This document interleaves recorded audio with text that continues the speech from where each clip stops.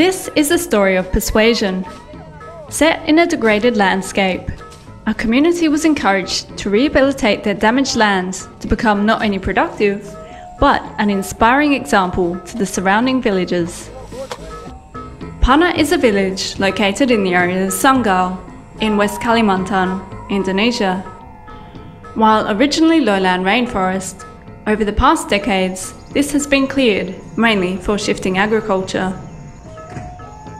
However, in this part of the world, land clearing is often followed by the spread of the notorious weed, Imperata cylindrica, locally called alang-alang. Pana was no exception, and wide areas quickly became covered with this and other early successional vegetation. Panah sebelumnya merupakan hutan primer, tapi dengan berkembangnya penduduk di sana dan berkembangnya kebutuhan masyarakat Panah, akhirnya lahan hutan primer itu ditebang sama mereka untuk dijadikan perladangan berpindah. Semakin seringnya kegiatan ladang berpindah, maka semakin banyak lahan alang-alang yang terjadi di sana ataupun bawas-bawas muda. Sementara bawas-bawas muda itu menurut mereka itu tidak potensial untuk ditanami tanaman lain. One of the important elements of the economy in West Kalimantan is rubber. However, the local farmers had already experienced some unsuccessful programs introducing clonal rubber. These had been limited by the quality of the planting material, as well as the lack of extension activities, providing technical training to the farmers. Dulu ada pembinaan yang membawa kami tidak tarik, yang bahkan menjadi total pemikiran masyarakat yang tidak tarik dengan unggul, karena gini, karena dia hanya kasih bibit, kasih pupuk, tidak diberi petunjuk teknis kepada kami. Nah itu, akhirnya kami tanam tinggal, tidak diberi penyuluhan apa segala, dibina, lalu hilang begitu saja. Sewaktu pertama kali kita memperkenalkan teknologi ras di Panah, respon petani sangat-sangat negatif terhadap kegiatan tersebut. Mereka menganggap bahwa tidak mungkin kita menanami lahan alang-alang dengan karet, sesuai dengan pengalaman mereka selama ini. Penolakan mereka karena mereka menganggap bahwa lahan alang-alang itu bukan lahan yang subur, sedangkan tanaman karet itu membutuhkan lokasi yang subur. Seperti pengalaman mereka selama ini bahwa kalau untuk menanam karet, mereka membutuhkan bekas hutan tua atau hutan primer yang mereka tebang kemudian mereka tanami kembali. Thus, the disillusioned farmers were disinterested in joining another such program.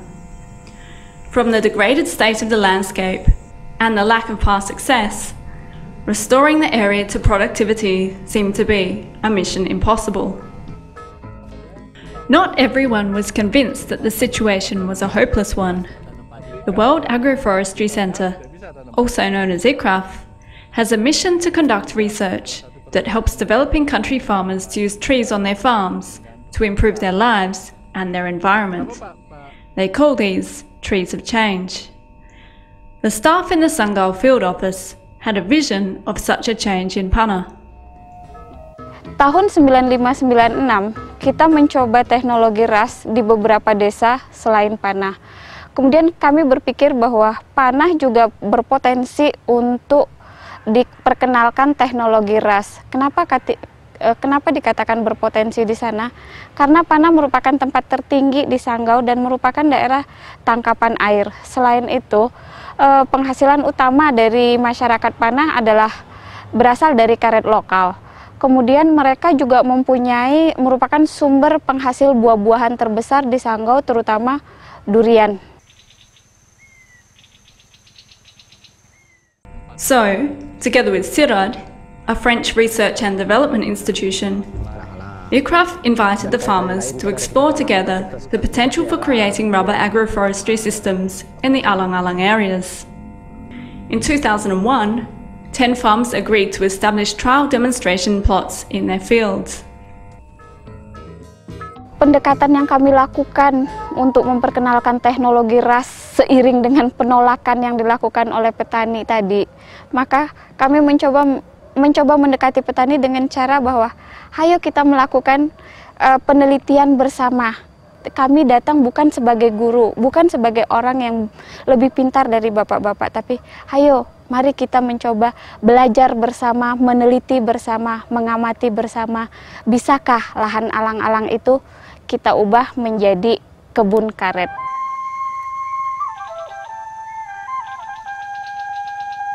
Tahun 2002 masuklah program Ikrab ke sini, memberi penyuluhan sekaligus di lapangan, memberikan arahan kepada kami laksanakan sampai tahun 2004 ini nampaknya sudah berhasil. Kegiatan-kegiatan yang kami lihat, yang kami rasakan ini bahwa masyarakat luar atau masyarakat dari Panah ini juga ingin mengembangkan karet ini karena dari Ikrab tadi bahwa banyak ilmu-ilmu yang kami dapat, petunjuk teknis yang di lapangan yang nyata kami lihat. The Panah system was so clearly a success that others started to follow the example. By 2005, farmers from the nearby village of Entakai Dua requested to participate in Ikrab's training in Panah. Following their involvement, they formed 4 nursery groups to create their own planting material. Kami sebagai petani, ya terutama kelompok yang ada ini di Entakai Dua, itu mengadakan masing-masing pembibitan. Pembibitan ini adalah pembibitan kelompok. Yaitu kelompok yang mengadakan pembibitan ini ada 10 orang. Mengapa kami mengadakan pembibitan? Karena kami sudah melihat dan bahwa Kampung Panah itu bisa berkebun karet. Nah, jadi kami tanyakan informasi dari Panah, belajar dari situ bagaimana caranya dalam pembinaan budidaya karet. So, what have been the ingredients that have turned this mission impossible into a success? Resepnya ya pertama itu kemauan, Pak. Kemauan kita untuk berkebun itu, dan juga ada satu yang penting itu adalah dalam kelompok. Karena masyarakat kami ini hidupnya begitulah caranya, harus berkelompok. Karena untuk di kelompok itu untuk meringankan satu pekerjaan. Jadi kalau kita sendiri umpamanya menyangkul atau bongkar tunggul kan tidak mampu sendiri. Jadi kalau kita gotong royong kelompok, jadi yang ringan, yang berat itu bisa jadi ringan. Yang kedua istilahnya ada kesatuan, kesepahaman di dalam kelompok itu sendiri. Kalau supaya tidak ada satu perpecahan atau dalam kelompok itu ada yang tidak cocok dengan kawan gitu. Ini yang perlu dijaga di dalam kelompok itu. Kita di Panah cukup cepat petani itu bisa mengadopsi teknologi ras karena demplot yang kita buat itu sangat-sangat demonstratif.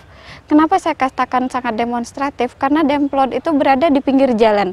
Setiap saat mereka bisa lihat, bisa lewat, bisa mengamati sendiri yang selama ini tidak pernah mereka bayangkan. Yang kedua, kita datang bukan sebagai guru, bukan sebagai orang yang lebih pintar dari mereka, tetapi kita datang sebagai teman buat mereka. So in the end, it seems it is all about community. The work continues, but through persistence, some timely assistance from outside, and community cooperation, these abandoned lands are becoming productive again. Furthermore, success has built on success. The farmers' experience with the demonstration plots has enabled them to gain government assistance for future development of the rubber agroforestry program. The change that has occurred in Panah provides a good example of what is required for a community to make such an investment. Not only materials, but also suitable training, involvement, commitment and friendship. The success of this former Mission Impossible is now visible enough to become a lesson and inspiration to others.